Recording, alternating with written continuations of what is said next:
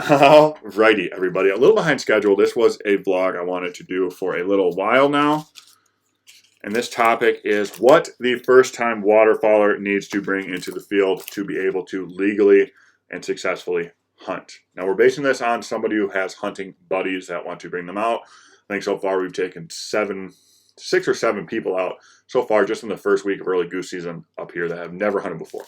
Now, this is based off of how Michigan goes. I'm pretty sure for the most part, all of the states are the same. They are at least the same in the fact that you need a federal duck stamp. Obviously, it's a stamp right here. $25 stamp. Now, if you go to, let's say, a gas station that sells licenses, a hunting shop, your standard place to buy licenses, you can purchase the federal duck stamp, but it will be the E-stamp. And I've personally had terrible experience. I did that 2 years in a row. They print you a receipt or a tag that shows that, hey, I did purchase an E-stamp, and apparently they send it to you in the mail. 2 years in a row, they never mailed it to me. So I prefer to go to the post office, any post office. You can buy a federal duck stamp. That way you actually have a copy of the duck stamp. And what a lot of people don't know, what I did not know when I started, and luckily the DNR officer was lenient with us, you have to put your federal duck stamp on your state waterfowl tag. Now, $25 stamp, $12 state waterfowl tag. You have to place it on the tag, and you have to sign your name over it. I guess they're worried about people just, that don't hunt very often trading duck stamps back and forth or something. I don't know. Anyway, aside from that, the other thing you need is your base license, which if you chase turkeys in the spring, you should probably, hopefully, already have. My base license is on here with my turkey tag that I did not fill this year. Now, I've learned this one from experience. Do not walk in to a store and look at the beautiful blonde bimbo behind the counter and say, hey, darling, I need everything I need to legally hunt waterfowl.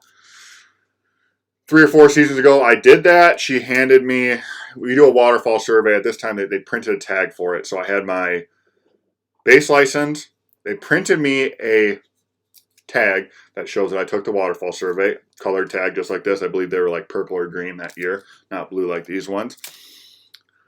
And I got my federal duck stamp, put it on one of the tags. I think I put it on my base license, signed over it. So hunted 3/4 of the way through the season thinking I'm doing everything right and did not have the $12 state waterfowl tag turned into a $21 or $210 ticket for not having a $12 license. If you do not have that federal duck stamp, talk to a kid that got popped because he was shooting past shooting light, shooting lead shot, shooting unsafely. I'm standing at the boat launch talking to an off-duty CO who was just going around with his son, puddle jumping, probably half hour, 45 minutes past shooting light. We hear ba-boom, ba-boom, ba-boom, and we're watching BBs laying 10 feet in the water right in front of us standing at the boat launch.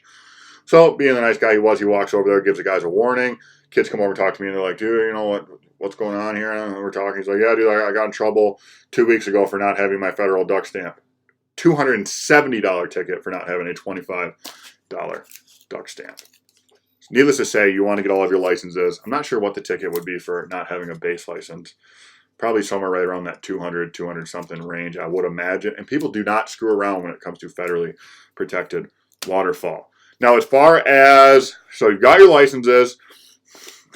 If you just want to try it out, you don't have to worry about calls. It took me like 3-4 years to even make a call sound remotely like the birds we're trying to target. Don't worry about calls. If you do have a shotgun, bring it. The thing with the shotgun is I prefer a modified choke, modified full, somewhere around that range. Pretty standard. I mean, you can look up if you still have your manual. It'll tell you what chokes, what they all like dashes or X's, or they're all a little bit different. At least my Stoker is different than most guns. You want to have the right choke in your gun. You can only use steel shot to shoot birds. For geese, we like steel double B. For ducks, we like steel 2-shot, 3.5 inch, whatever your gun is chambered for. 20 gauges can get, you can get away with 20 gauges. A lot of people shoot waterfowl with 20 gauges. I prefer the 12 gauge. Remington 870 is what I started with. Depending, you get it used 150 to, I don't know, I think they're like 300-400 brand new. Very, very, very, very, very reliable gun. The biggest thing that a lot of people, and we personally had this happen in the field, ended up going out in the woods, had to whittle a stick, is your gun needs to be plugged. For federally protected waterfowl, you're only allowed to use 3 shells in your gun, 1 in the chamber, 2 in the tube. So that means most shotguns, I think, hold 4 or 5 in the tube. Go to your Walmart, hunting shop, whatever, find a plug. They make them different for 12 gauges, 20 gauges, 410s, whatnot. Make sure, put the plug in the gun, test it the night before, make sure that you can put only 2 shells into the tube. If you can't find a plug, we had a problem with that. They were out of plugs because our stores up here suck. They're out of plugs, so you can always go to the hardware store and buy a wooden dowel rod, just, wooden cylinder of wood. Dowel rod, yes. Cut that to the length. You want to measure that. Just see how many shells you can put into your gun. 3 inch, 3.5 inch, times it by whatever you needed to subtract, whether it be 2 shells, 3 shells, cut the dowel rod to that length, put it in there, you're ready to rock. For the most part, we have taken a few people that wanted to get in hunting but did not have a gun. They get to shoot the old 870. So for the most part, if you're going with somebody who is serious about waterfowling, they probably have an extra 12 gauge laying around. You could probably borrow.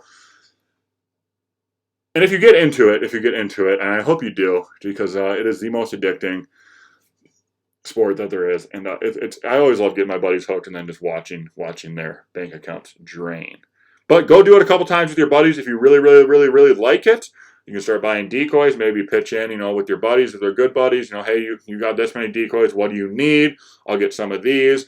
Layout blinds, A-frames. We'll do a whole other video for people that want to get more and more into waterfowl hunting. And it is definitely a very, very fun and a very, very expensive sport. But with all of that being said, if there's anybody watching this video that would like to do some goose hunting or some duck hunting coming up here in a little bit, get a hold of us via the emails or the social medias. Everything is down yonder in that old description. If you're in the Michigan area close to, want to make a vacation, let us know. We'd love to take people out. I think we've taken like 7 or 8 people out for the first time so far this year, and we're only a week into the season.